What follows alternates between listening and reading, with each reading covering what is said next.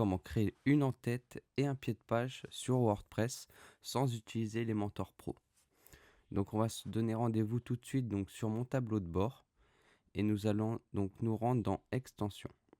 Donc là je pars sur un nouveau site tout neuf, donc il va falloir que j'installe tout d'abord Elementor et je vais vous montrer également ce qu'on va utiliser pour créer donc notre en-tête et pied de page.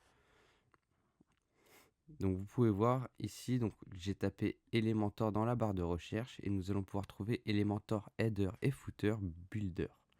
Donc le header c'est l'en-tête et le footer c'est le pied de page, voilà, en anglais.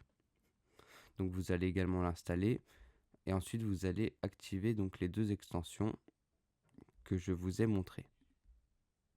Donc une fois activé, vous allez vous rendre, donc je vais devoir déjà créer un menu. Donc on va l'appeler Header, c'est uniquement pour le tester. Hop, créer le menu. On va ajouter donc le maximum de pages qu'on ait, enregistrer. Et donc là, on va se rendre dans Apparence, Elementor, Header et Footer Builder, ajouter un nouveau. Donc là, vous allez pouvoir passer directement. Donc là, vous mettez, donc soit si c'est l'en-tête ou le header, comme vous préférez au niveau du langage.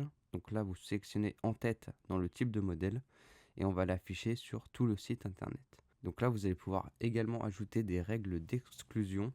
Donc si vous souhaitez que le header, donc votre en-tête, n'apparaisse pas sur certaines pages, vous allez pouvoir le régler ici. Ensuite, donc vous faites publier, modifier avec Elementor, et là on va pouvoir modifier notre header. Je vais actualiser un petit coup. Et donc là, on va pouvoir cliquer sur le plus, choisir donc la structure de notre header. Donc moi, je vais prendre celle-ci.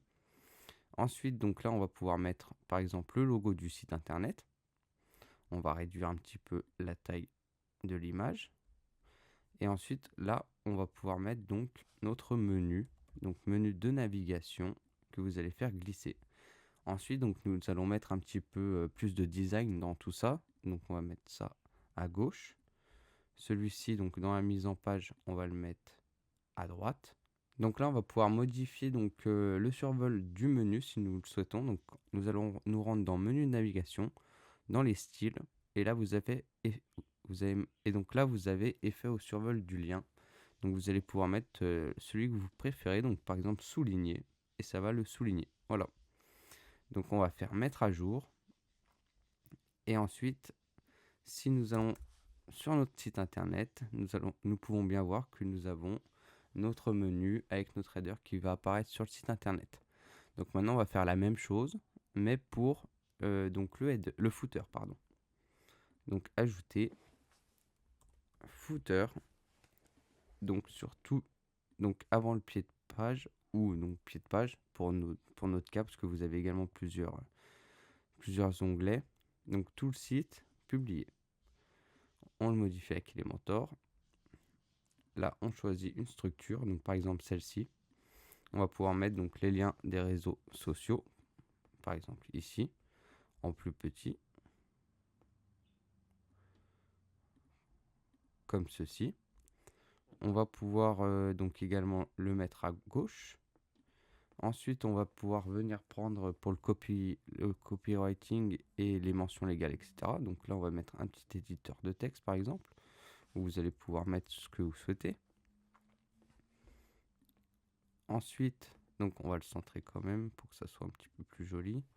Et ensuite, on va mettre, par exemple, un autre menu de navigation, vous pourriez mettre, avec donc les pages légales, etc. Donc toutes vos mentions légales.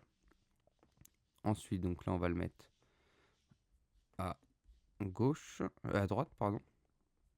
Et on va faire mettre à jour. On va changer également la couleur. Tac, on va mettre du noir, comme ceci. Nous allons tout centrer au milieu. Donc là, j'aurais dû peut-être plus mettre donc un titre. Et là, effacer. Donc là, on va le mettre en H6 par exemple. Tac, donc comme ça, c'est bien centré. Donc là, vous mettez ce que vous souhaitez.